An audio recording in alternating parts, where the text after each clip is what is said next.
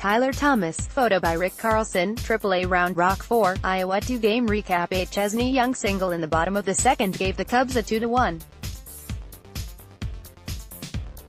Alec Mills made short work of Express through 5 innings, but the bullpen was unable to hold the lead. After tossing a scoreless sixth, Kyle Ryan returned to the mound in the 7th and allowed the tying run to score. In the 9th, Dillon Maples continued his recent rough stretch. This time it was walks that did him in, though. It was 3 hits that led to 2 runs. Top performers: Alec Mills, 5 IP, 4 HR, BB, 5K; Randy Rosario, IP, HK; Chesny Young, 2-4, 2B, RBI; Bijan Rademacher, 2-4, Ryan Court, 2-5, 2B, Tyler Pearson, 1-3, R. Injuries, updates, and trends: Chesny Young. Randy Rosario just keeps on rolling along. The lefty has still allowed just 1 earned run all season. In 17.1 innings, Rosario has allowed just 10 hits, none to lefties, and 5 walks. He isn't missing a ton of bats, 10K, and his BABIP is really low, so a correction is likely heading his way, but this start has been impressive nonetheless. Both Chesny Young and Ryan Court continue to swing a hot bat after brutal starts in April. Since reaching a season-low average of .132 on April 27, Young has hit in 11 of 14 games, including 6 multi-hit efforts to raise his average to .242, .300, .293. Court finished April at .117, but is 15 for 52 since the calendar turned to May, which has raised his line to .196, .291, .339 overall. AAA Chattanooga 11, Tennessee 3-game recap. Oscar De La Cruz. Photo by Stephanie Lynn. Everything was proceeding smoothly for Oscar De La Cruz, 4.1 IP, 4H, 4R, 3 BB, 4K, through 3 innings. He was pounding the strike zone, 37 pitches, 28 strikes, and keeping the lookouts off balance. In the 4th, he worked around what appeared to be a momentary lapse in control when he hit back-to-back hitters. The wheels fell off in the 5th, however. He retired just 1 of the 5 batters he faced, walking 3 and allowing 2 singles as his control abandoned him. 4 runs scored in the inning.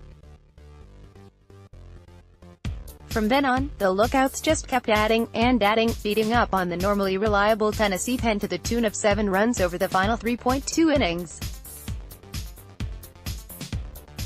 Top performers: Yasiel Balaguer, 3-3, HR, 3, R, RBI, BB, Charker Burks, 1-3, R, 2 BB, SB, 4, Jesse Hodges, 1-3, 2B, BB, Jeffrey Baez, 2-4. Injuries, updates, and trends: Charker Burks. Photo by Stephanie Lynn. Sticking with the theme of hitters staging a turnaround after slow starts, Yasiel Balaguer is 20 for 57, .351, with all 3 of his home runs since 4/28 when his line had dipped to .169, .200, .197. He has 8 hits and 7 RBI in his past 5 games. The turnaround for Charker Burks has been no less dramatic. After a .151, .279, .192 April in which he struck out in nearly a third of his plate appearances, Burks is hitting .321, .400, .434 in May. He has already matched his extra base total from April while also cutting down on his strikeouts, although his K rate is still hovering around 25% for the month. Advanced Day Myrtle Beach PPDA South Bend score game recap. Miguel Amaya. Photo by Rikk Carlson. Consecutive wild pitches brought in 2 South Bend runs in the top of the 1st to give starter Tyler Thomas an early cushion. Thomas took advantage. Plowing through the Lake County lineup, he needed just 91 pitches to get through 6.2 innings, allowing just 1 hit and 1 walk. An error in the 4th allowed a runner to move to 3rd and led to an unearned run on a sacrifice fly to cut the South Bend lead in half. The Cubs would add insurance in the top of the 7th as Miguel Amaya led off with his 5th home run of the season, then back-to-back two-out hits by Brandon Hughes and Rafael Nerea extended the Cubs' advantage to 3 runs. Manuel Rondon, making his 2018 debut, struggled a bit in relief of Thomas, but Enrique de los Rios came on to shut the door in the 9th. Top performers: Tyler Thomas, 6.2 IP, H2R, 1R, BB, 7K, W, 2-3, 2.86, Enrique de los Rios, 0.2 IP, 0R, S3, 0.00, Miguel Amaya, 1-4, HR, 5R, RBI Austin Fillier, 2-4, 2BR Brandon Hughes, 1-3R, SB, 8, Rafael Nerea, 1-3, RBI Injuries, updates, and trends: Brandon Hughes, photo by Rikk Carlson. Brandon Hughes, .204, .330, .269, has compiled a modest 4-game hitting streak, but it has raised his average above .200 for the time in a while. Hopefully it is a sign that his bat is starting to heat up. The Cubs have received sporadic production from their outfield this season. Hughes, Chris Carrier and Chris Singleton have all struggled with their opportunities. Nelson Velázquez has not gotten going yet since his promotion to the club. The team did get a boost from Roberto Caro's scorching hot bat once he was summoned from EXST, but he has been on the DL. Zach Davis has been the only steady contributor at the plate throughout the season.